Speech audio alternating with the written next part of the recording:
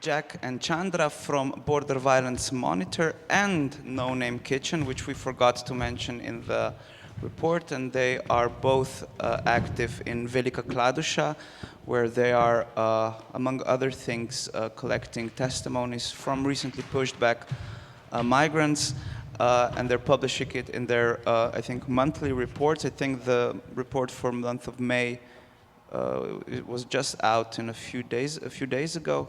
So I encourage you all to read it. And now you have, and now I leave the word to Jack and Chandra for their presentation, or they might need some time with the Google.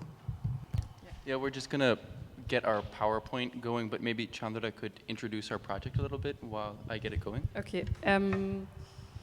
Yeah, so we are part of a larger network of groups and individuals that are like active along like in the whole region of the Western Balkans, and we try to because often like grassroots initiatives have a big knowledge about what is going on, but at the same time don't have the capacities to exhaustively document what is happening or to like have a consistent documentation of it. And we try to like provide this and to collect the cases of pushbacks on one common database with a consistent methodology that we're using. So maybe I just continue talking, and then it's not you won't realize that. Usually the groups and the individuals are kind of involved in support projects and have a close social contact to people in transit, and whenever we witness a case of a pushback or a violent or non-violent pushback, we sit down with a person, we conduct an interview with an informed consent with the person what is happening with the footage afterwards, and then we publish it anonymized on our database, borderviolence.eu.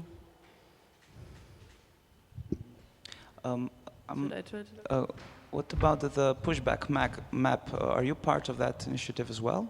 No, but I think it works differently because the pushback map is more, or as far as I understand it, I cannot talk for the pushback map, but they're like seeing themselves more as a platform that like providing the platform in order that can be used by different groups or individuals to report on these pushbacks. Also like people that witness pushback themselves, but we try more to also provide volunteers that are like documenting, or like to make sure that there's somebody documenting at a specific point or something. So it's not, it's also to ensure this and not only to have the platform.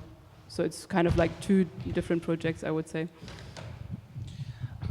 We forgot to mention the context. Pushback Map is an online platform that was, I think, published a few days ago, which is sort of a web page where migrants who experienced pushback could write their data and their experience. And it's another part of this grand project of trying to document what is happening in the periphery of Europe.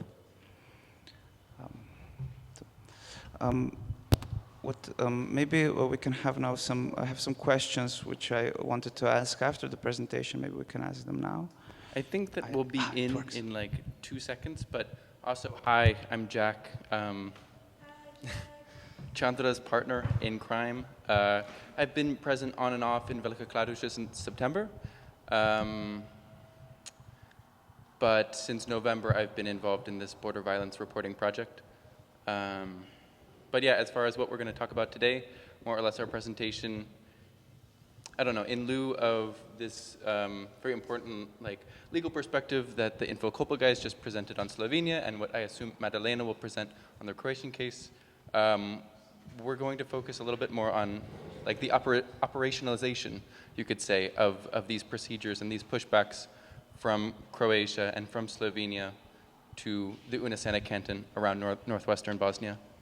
And if you look at this map, which is on the screen above me, you can see more or less a perspective of the entire Western Balkans, which demonstrates more or less that there is a process, a system of pushbacks in place throughout the region. It's not just unique to Velika Kladuša or Bihać or Slovenia.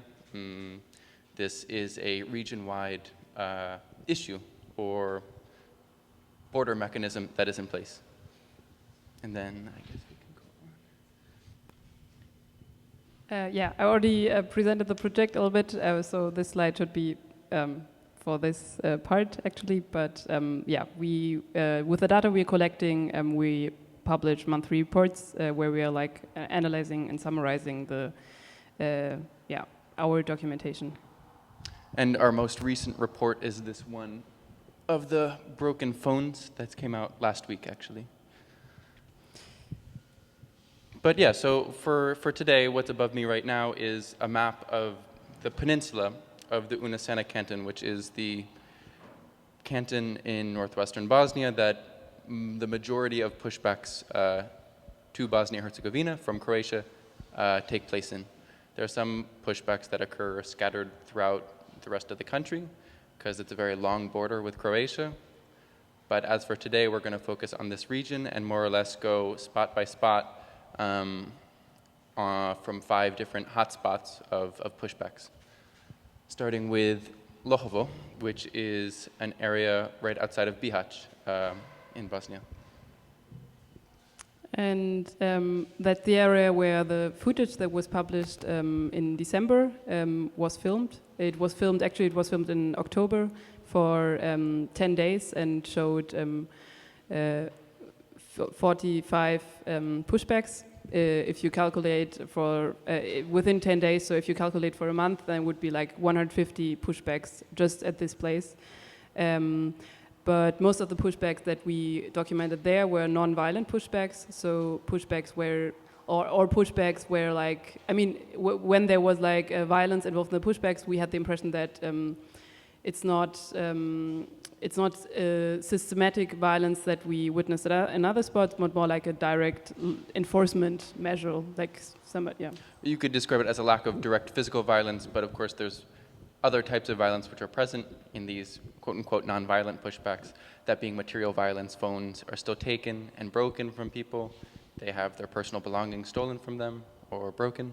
And of course this constitutes a type of violence, but not necessarily the one that leaves direct bruises. But what we think is important to understand about like looking at these pictures from December here is that so often in the media or just informally among activist groups, when we describe the perpetrators of these actions, they're described in pretty vague terms, such as Croatian police or border police.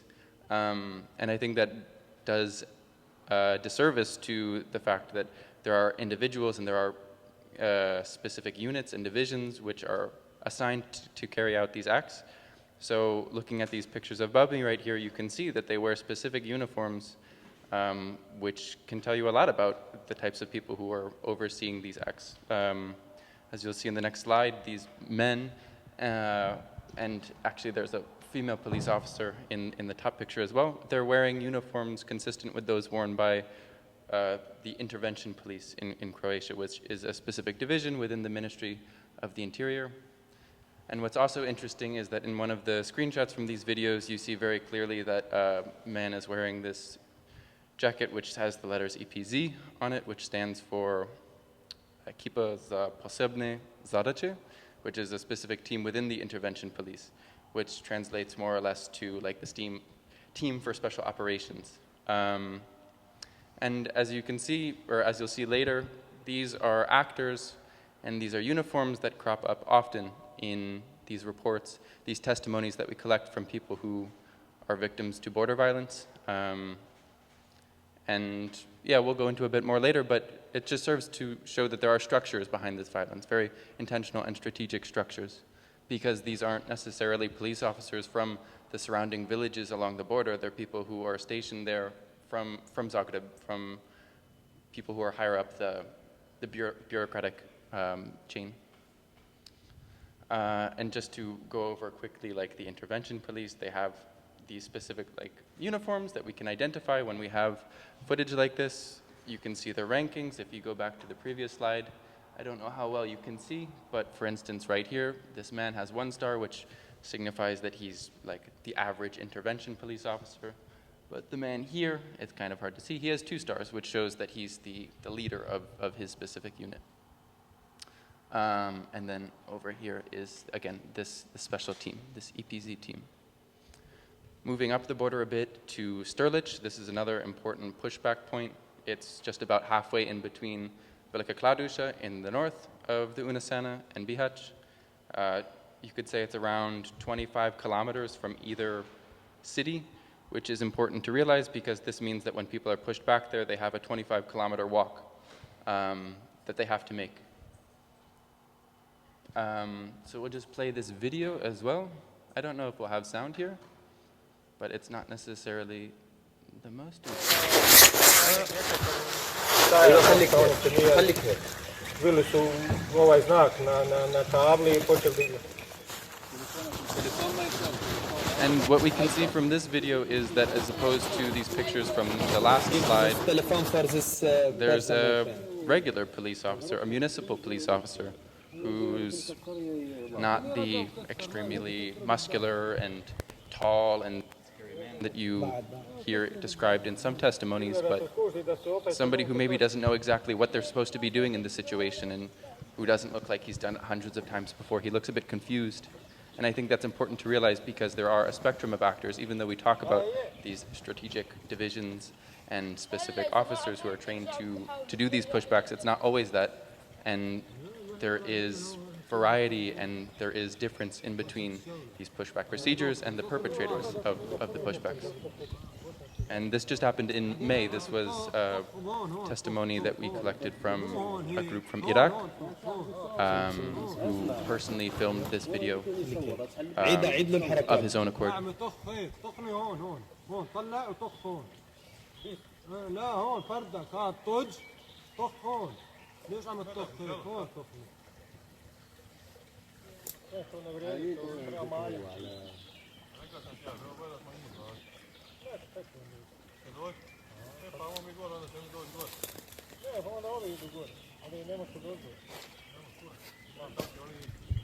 And I don't know if you caught it before, but what this man who is sitting down right now is arguing the police officer about is returning his phone. This is what they got into an argument about, and according to the testimony, previously during their interactions, this police officer had threatened him with a gun.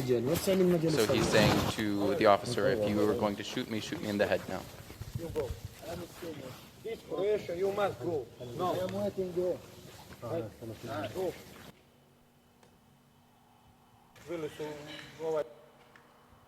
they were pushed back, this group of Iraqi people? Yes. So moving onwards, again, it's important to realize that with this location in Stirlich, I think that you could say that within the past 3 weeks, this has become a hotspot for pushbacks and specifically violent pushbacks along the border. This is where the most disturbing, shall we say, manifestations of violence are along the borders at the moment. And this man above me right now is somebody who came back just recently from the border. It says May, but it was actually from last week. It's a typo. And obviously it's a really concerning injury, and it's one that was sustained from a police officer, which he described wearing a uniform consistent with the intervention police officers that we were describing before, taking the butt of a gun and smashing it on his lip. And what's important to realize that in these situations, when you're 25 kilometers from any of the institutional organizations which provide assistance, there's no way to secure medical assistance because this man specifically, Islam, came back from the border and was not able to walk because of the injuries that he sustained during his pushback, and he was not able to get any bus driver to take him back to Velika Kladuša or Bihać. So then you have a situation where, I don't know, the very fact that they're pushed back so far away from urban centers is a form of violence in itself, I think, because it forces people to then take 4-hour or 5-hour walks to secure medical assistance. And the state of medical assistance will be part of the lecture by Dr. Dimitran Kiev at 7. Okay, then we also observed a tactic to include the natural conditions in the pushback. For example, in this quote, I will just read it. The water came from a drum, water downhill from drum, pouring downhill and police on each side. They put the water down for slipping, fall down, and then the police come and beat you.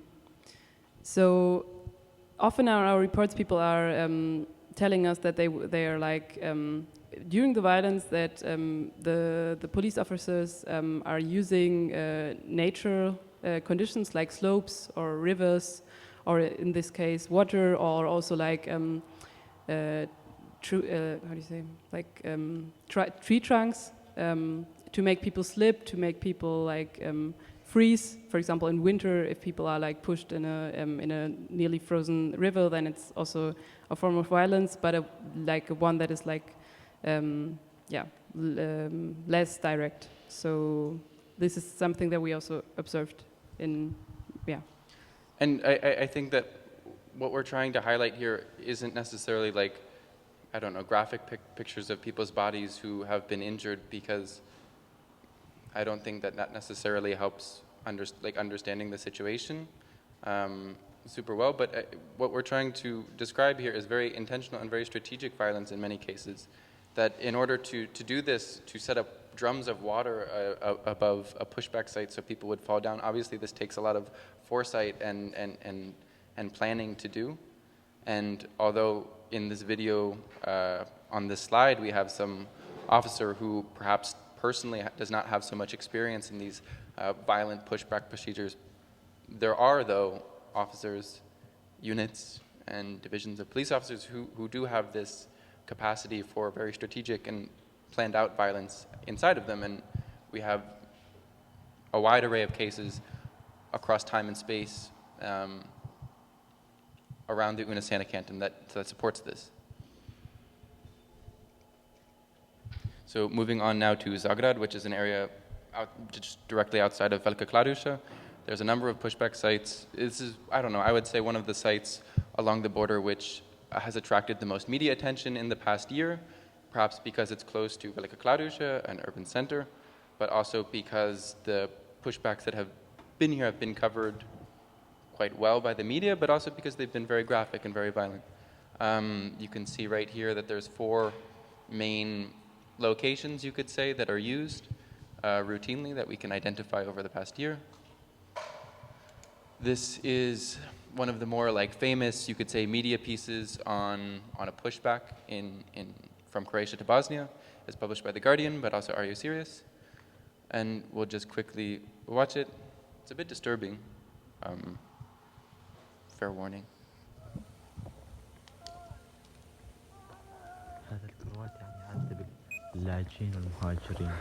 Bak adam ağlıyor, duymaktan ağlıyor.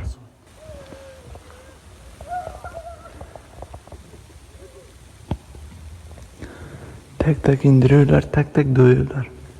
Adamı görün, bak. Bak bunlar kravat yaptılar. Bak adamlar artık ayakta duramıyor. Atayım bakana, atayım.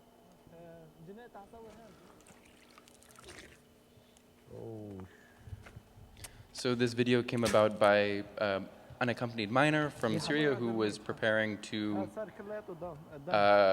attempt to transit through Croatia, and he arrived to the border with his group on a hill, and as he was arriving to this place, he witnessed a transport vehicle along with several police cars come back to the place that he was about to cross with these men who were then violently pushed back and beaten by Croatian police officers who were described wearing these uniforms worn by typically intervention police.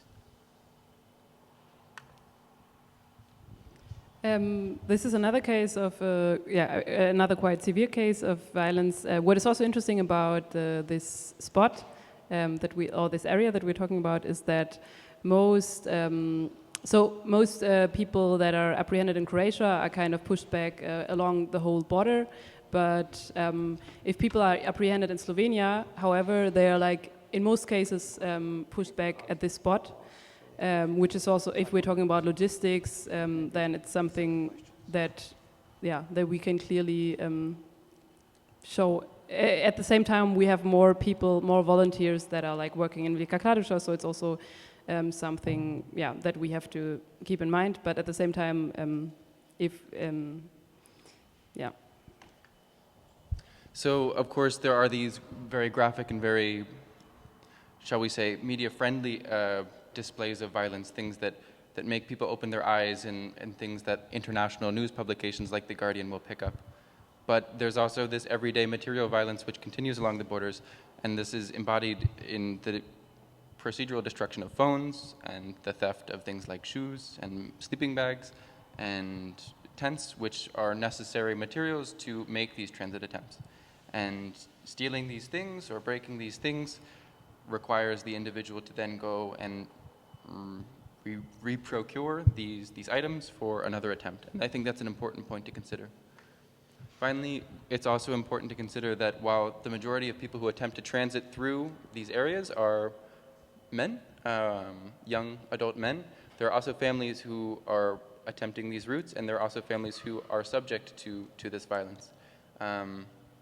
And this image above me now is from a family that came back to Velika Kladuša last week, in which the girl who is shown above me was not subject to direct violence herself, but her father was pushed by a Croatian police officer who then fell onto her, which is how she injured her elbow. Moving on up the border a bit to Poljana. Again, we have these 4 different recurring pushback sites. And in this picture, we have a man who came back from the border in December and had his shoes taken from him. This is another form of the material violence that we see routinely, and it's a way to manifest, shall we say, material costs onto people attempting to transit through Croatia. Another tactic that we would like to present is, I will just read the quote and then explain the tactic that we're talking about. They were told to exit in pairs and were immediately beaten by the 6 officers dressed in black Croatian uniforms who had arrived with the van. The officers stood in the form of a corridor around the back of the van and beat all 24 individuals, to then chase them down into the steep river valley, shouting at them and raising their batons. So what we perceived is kind of a specific formation of police officers. Like, it's not that people are just like getting out of the car and are being beaten, but it's something that like a formation of officers along both sides of the door that are like forming a tunnel that is then that is created. So this specific constellation or space constellation creates a tunnel of beatings and kicks. Punches for the people that have to cross the tunnel via the border. So you can see here that people have to pass through the tunnel to get to the border afterwards. And we have more examples that show... And I don't know if we have time to go through each one of these, but as you can see above, we have 3 different quotes. This is a very prominent technique that is used by officers conducting these pushbacks, or at least this is how it's described to us. It's referred to by some people who have attempted transit informally as the tunnel trick. But this is something that if you're present along the borders in a volunteer capacity or an assistance capacity, this is a strategy that you'll hear described to you quite often. Often also in combination with other tactics. For example, this natural conditions are often involved in the tunnel trick with while people are passing through the tunnel down a slope, so people are confused and they can't really walk, so they fall over and are beaten in the tunnel at the same time. Or also people are blinded with flashlights and pass the tunnel afterwards in order to be more confused while the beatings. And finally, we have one last site to highlight, which is outside of Gradina. And again, this is a site which is really far away from Velika Kladuša. This is around, again, a 30-kilometer walk, which takes a really long time if you have your material possessions taken from you, or if you're beaten. The concept of having to walk this distance back to I don't know, camp conditions, which we can say are lacking in the ability to treat medical cases or even provide beds. To me, this constitutes a form of indirect violence. In May, just recently, Swiss reporter published a video of a pushback occurring in this location. And again, it's important to understand, I think, that you can see that the uniforms that these officers are wearing are a certain type of uniform. To drive this point home again, it's consistent with those worn by intervention police officers. And finally, we just have one more quote, which stresses the way in which material possessions are routinely targeted. These men's backpacks, sleeping bags, and money were taken. And for me, I can say as somebody part of an organization which provides non-food items like clothing or backpacks or sleeping bags to people in transit, these are the things that are the most needed after mobile phones, because in order to make a successful transit attempt, especially in colder weather, you need a sleeping bag, you need a backpack, and you need shoes. And again, And a phone. phones. But yeah, I don't know. I hope that this all isn't stressing the, I don't know, brutality of the violence too much, because obviously it's tough to dwell on, but that is the reality of the situation. What we wanted to do with this presentation is to present the fact that, I don't know, it's not just vague Croatian police officers or border officers who are conducting these procedures, but rather it's specific divisions with specific strategies, and more importantly, that it's individuals that are conducting this violence. So just for our last point on this slide, I'd like to present, like for a second, I have this presence on social media where I follow, it's like a dark hobby of mine, where I follow police officers in Croatia and see where they tag themselves along the border. And what's interesting is that they do tag themselves at specific locations along the border. And you can see in these pictures above me that the places that they tag themselves are consistent with the places that people are pushed back to. This man right here tagged himself at Crni Potok, which is right next to Poljana, and he's wearing this EPZ uniform. They're all wearing intervention police uniforms, EPZ uniforms, and they describe themselves in ways that's very proud of their actions, with rhetoric that, I don't know, talks about how they're defending their country or taking part in the migrant crisis.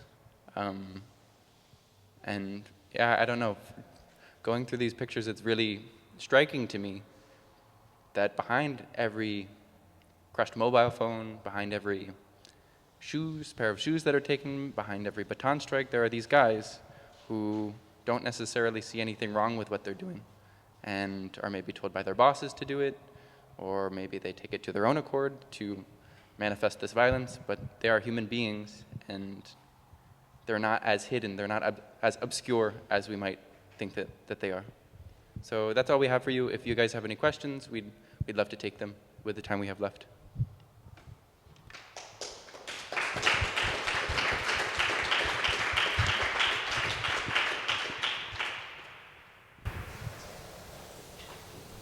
Hi. First of all, I would just like to say that this dark hobby of yours, it's quite ingenious and tragic at the same time. The second thing I would like to ask you, because you said that you're present in Velika, is I think it's important to emphasize not only the pushback, but also the conditions in Balkan which the people are pushed back into. So if you could tell us a little bit more about what the situation in Velika is right now. Within the past 3 weeks or so, we can say that the situation has been a bit crazy. There was a fire in Miral camp, which is the main IOM-run camp in Velika Kladuša, where approximately 500 people live. And this happened on the second floor. Lots of people got injured in this fire, but more so after the fire, there was lots of fights that broke out between various demographics in the camp population. And of course, this makes the situation more difficult for everybody, but beyond that, I think it's important to look into where these tensions that turn into fights come from. And in my opinion, and talking to people who are living in this situation, it comes from very overcrowded facilities, lacking in proper meals, and safety and security in the nighttime. But yeah, aside from this, you have the IOM camp where approximately 500 people live, And then on any given day, you could say there's between 300 and 400 people living outside of the camp in Velika Kladuša in squats, or informal living arrangements with local families, or in the woods or on the streets in sleeping bags or in tents. But you're right, I think that this is a really important part of the situation, is the desperate living conditions that some people might live in when they're pushed back from Croatia or from Slovenia to Bosnia. And I think that for a lot of people, these desperate living conditions provide an urgency to get out of them, which is, I don't know, a really dark dynamic, that you have insecurity in Bosnia in terms of the living arrangements, but also, I don't know, violent border mechanisms on the other side of the border that people are trying to escape from, but also to.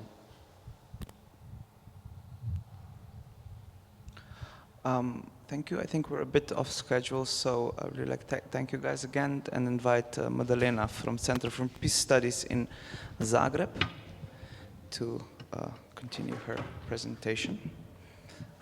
Thank you. Yes. I'm Maddalena Avon. I work at Center for Peace Studies in Croatia in Zagreb, but I'm actually originally from Italy, where I spent the most time of my life. And now I am in Croatia for 3 years now, and working in this NGO, which has 20 years experience working with in integration in general. And apart from this, I'm also, in my free time, an activist in Welcome Initiative and in other transnational or Italian groups. So my perspective will go through all these multiple identities that I have. And I would like first to start from the moment in which pushbacks started and how Center for Peace Studies started to work on the topic. I don't know how much of you were active when the Balkan corridor was open. I see some familiar faces from the nights at the border, so I guess few of you were active during that period.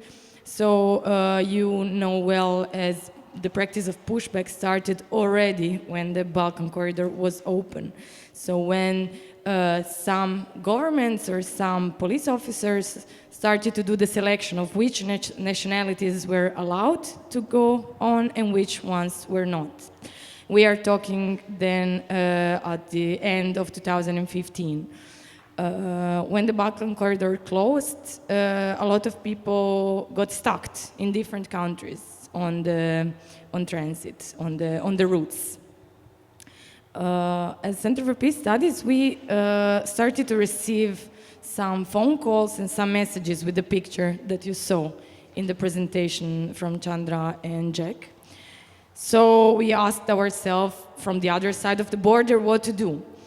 At that time, the main route, let's say, was going through Serbia and not through Bosnia, as now is happening.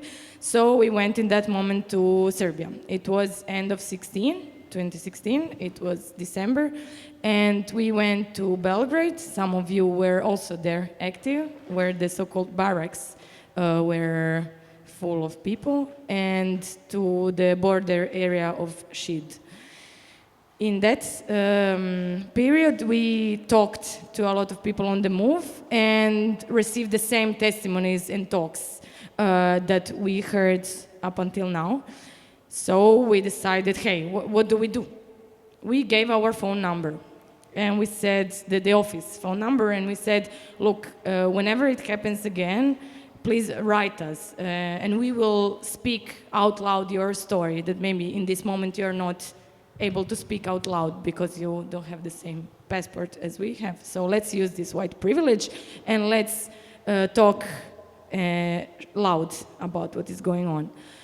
The result was totally different. The result was not receiving pictures. The result was receiving people at the door of our office during day and nights, weekends, summer, winter, with people asking if we could please help them to have their rights of seek for asylum in Croatia. So in that moment, we spent all our energy, time, and yes, effort to make people understand what does it mean to formalize an asylum request in Croatia. So we spoke about doubling, we spoke about fingerprints, and when people still were sure, yes, I want to seek asylum in Croatia, then we were going with them at police stations and wait there until the translator would come and until we were sure that the asylum request was being formalized. This was lasting from 8 to 12 hours, depending on how many people were coming per day. In office, we are 4, working on asylum and integration. We had a great support from different activists, different volunteers, but still the work was long. And what is worse is that it started to be useless. So police was threatening us. Police was sending us away from the police station, us, not the person that was supposed to ask for asylum, telling to us, yes, it's everything fine, you can go. And then those people were calling us back 2 days after, we are in Serbia again. So we started to understand that our monitoring strategy was not working anymore. Another bad consequence was that half a year, 1 year after, those people actually were again in Croatia, but because they left for Austria and Germany and Sweden 2 days after. Because of course, their personal motivations are stronger than Dublin regulation, which, come on, is bullshit and is not working properly. So people left, but some of them had to come back by the rules of European Union. So we stopped to apply this strategy, but for sure we kept on going from March 17 to September 17, and in those period of time around 300 people knocked at our doors. As you can imagine, the Ministry of Interior was not that happy of our monitoring activity, and in that period started all the, now it's fancy and common to say, criminalization of solidarity. So we started to be threatened at police stations, in the street, in the reception centers. Until September of the last year, when we have been totally banned. We cannot enter in reception centers. In Croatia, they are managed by the Ministry of Interior. They decide who is in and who is out. You can guess who is out. We are out, and Are You Serious is out. The reports that are being written in the last 2 years are being written by Center for Peace Studies and Are You Serious and Welcome Initiative. So we started to see a trend as our friends and colleagues that working in Velika Kladuša showed us. There is a trend of systematic and systemic violence perpetrated by authorities in institutions, so in city of Zagreb, in different local authorities, and in border areas. Why?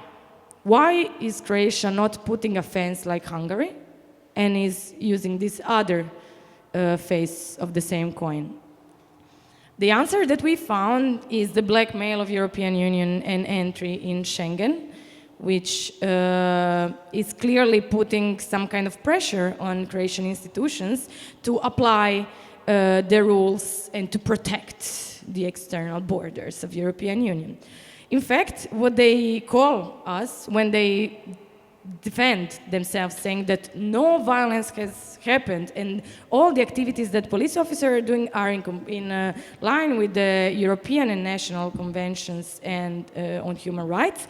They always appeal themselves to Article 13 of Schengen Borders Code. You can find also some legal analysis in the reports. There are some copies there in English, which says that every member state has the duty to protect its own borders. They forget Article 14 of the same code that says that a person cannot be returned if the person is intended to seek asylum in that member state or if it's in clear danger for inhuman and degrading treatment in the country where he or she is being sent back. So Ministry of Interior of Croatia is really good to pick up the bonbons from the basket, the ones that they like. What can we do? What did we do until now, and what can we do more? I want to try to finish with some positive or energetic suggestions.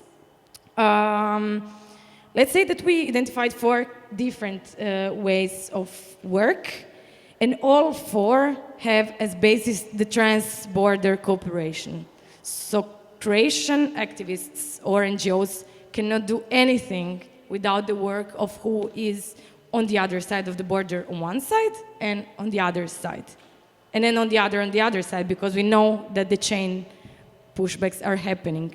So people that Jack and Chandra speak with in Bosnia sometimes are being pushed back from Italian authorities of the border with Trieste. So it's Italian authorities, Slovenian authorities, Croatian authorities, Bosnian authorities.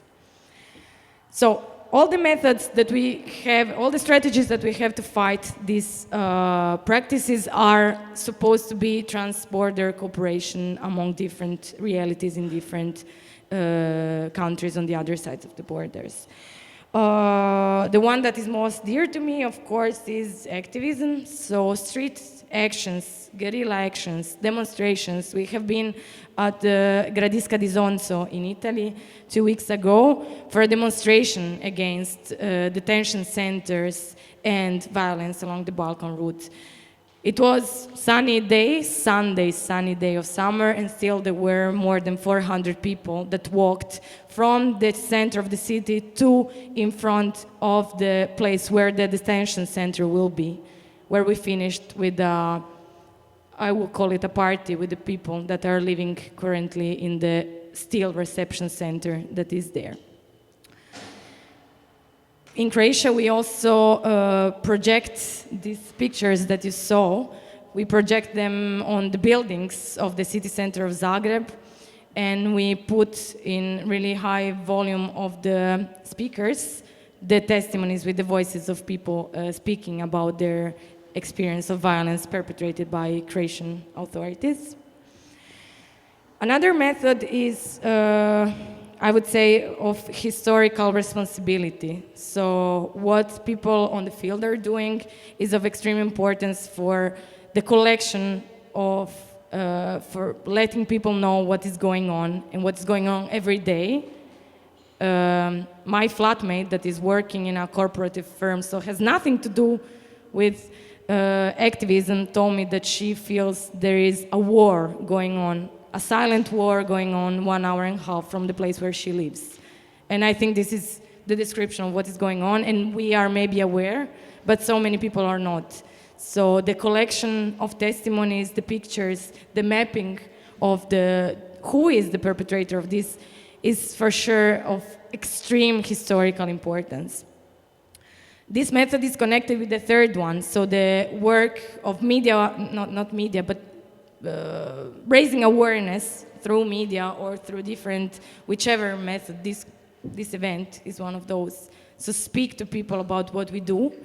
Speak to people who are the responsible, which are the possibilities to stop this, because there are possibilities to stop it, and the importance to process and denounce the individuals that are responsible for this. So this is the fourth method, the legal method, that I think is the most frustrating one, because we all know how long it takes a lawsuit at national level or at European level.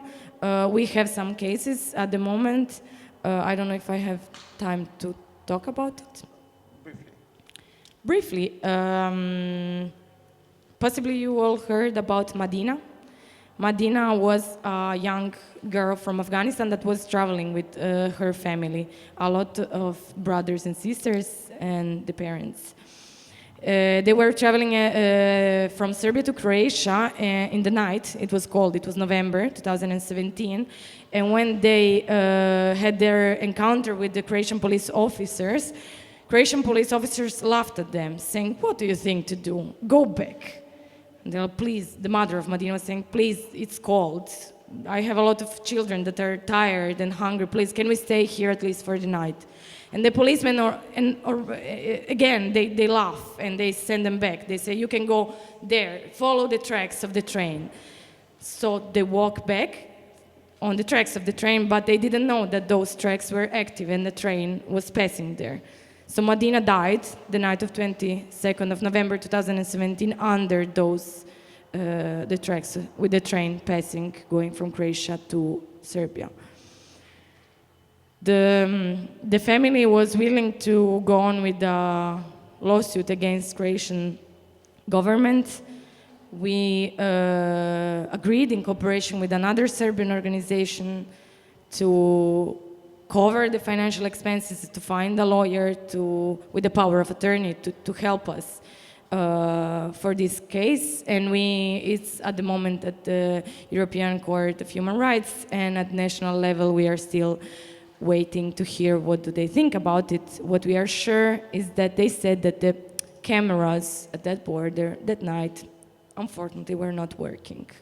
So this is the way in which Ministry of Interior of Croatia answers. They tell us that there are not enough proofs to say that what we are saying that is happening is actually happening. And when there is the possibility to have a proof, electricity was not working, so thermal cameras were not in function. So this is the state in which we are living. Thank you. Thank you, Maddalena.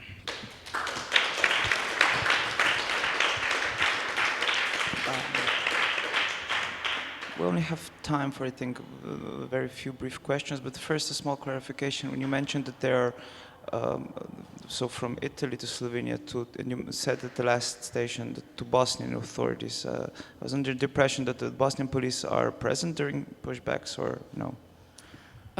If Bosnian police is... Yes, if Bosnian authorities are present. From the videos that are provided to us, no. So there is a legal mechanism that is called readmission that provides the possibility for people to be returned from Croatia to Bosnia through this, it's called the readmission agreement. But yes, what you're saying, there should be the presence of the both countries' border police, and this practice has to be immediately stopped in case the person expressed the intention to seek asylum. So from the proofs that we have, from the video that we saw, no, Bosnian police is not present. So technically Croatian authorities are smuggling people into Bosnia? Yes, this is what the security minister of Bosnia is saying. Okay, any questions to our panelists? Yes. Nijara? You spoke about activism and protests that have been organized in Italy and all over Europe. We are watching. I never, over the last 2 years, I don't remember even one protest in Croatia. What's happening in Croatia? Okay, I am really critical about it because let's say that the history of movement in Italy, where I have been grown up, is really different from the way of the history of movement in Croatia. And I say this with really a lot of sadness in my heart and my mind, because for me, the fact that activists from Trieste have been the ones organizing a demonstration on police violence at the border, and not Croatian activists, it was a point of self-reflection and self-critics. I think that from what I see from an outsider, as I didn't grow up in Croatia, Croatian citizens are not really used to go on the streets. I was quite shocked to see demonstrations on the pedestrian side of the streets. I saw few demonstrations that have died really soon as movements. First of all, the one of journalists in Croatia. So there was a peak of dissatisfactions and then a down. I don't have really an answer. I think a lot of Croatians that I consider with a solidarity sentiment are leaving the country. I don't think that we should hide behind this motivation to say that this is the only reason why there is not loud voices in Croatia. I think another problem is that a lot of activists are absorbed by NGO works. And in this way, the way in which you practice activism changes. I feel it on myself. I think we miss a bit of courage to go beyond the lines that we think are acceptable. These are personal reflections. Thank you. Petra, you had a question? I was wondering, and this question goes to all the three of you, if anyone started to track European money that is being used to train and arm police and border control officers that are actually present at the borders. Because now this seems to be like a problem linked to Croatian or Slovenian or Bosnian ministries of interior, but I guess that's actually not the case. So where do we end up if we start to track the money? In December, the European Commission wrote a letter in which express the fact, and this is the first time that happens, that the money given to Croatian authorities for fulfilling the Schengen tools and agreements will be partly given for monitoring activities regarding human rights, respect of human rights. And at the beginning it seemed a great thing. But now it looks like Ministry of Interior will be the one getting the money to do the monitoring on the human rights violation perpetrated by Ministry of Interior. So I think it's really hard to track European money, where do they go and how do they go. We are trying with some meetings or emails to check who is aware of these indications. For now, we didn't get any answer, of course, from our government and our authorities. We are in contact with some bigger organizations, international organizations in Brussels, and they are actually now researching on this. I don't know if Jack and Chandra has similar or more information. We work together on so many things, so we have similar I think like sources. a common question that you might hear from people outside of the field who aren't so familiar with the EU migration regime in the Balkans, specifically in Croatia and Slovenia, is like, are these pushbacks done by Frontex officers? Because this is how the EU border regime is operationalized in a lot of other places. You know, Frontex is present in Greece and lots of other EU external borders or along the external borders. But not so much in Croatia. I think that there might be a couple Frontex officers who have been present in Croatia, but by and large, they're not the ones who are committing the pushbacks. But that's not to say that there's not EU money that is tied up into these border mechanisms. And I, just off the top of my head, I know that something like $3 million, somewhere between $3 and $5 million from the European Commission's Internal Security Fund was given to Croatia last year, I believe. For like the purchase of technical equipment and things like this. And I don't know, it's worth pointing out that along the border in Velika Kladuša, there's something like 100 cameras that are set up. And there's a helicopter that flies along the border at night. And the helicopter doesn't fly with a searchlight, it flies with, you know, fancy thermal imagery equipment. And that's very expensive equipment, and I couldn't say with certainty, but I think that there's a good chance that that money originated from some EU mechanism. I will make a comment on this. As far as I know, there were 17 million awarded from the European funds to Croatian military last year.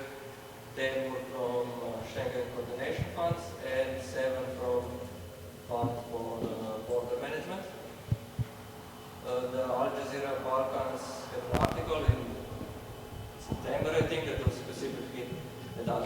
600,000 for service of 2 helicopters, then money for trucks, money for thermovisual cameras, technology, and setting up police officers along the border. And do you know about like the training of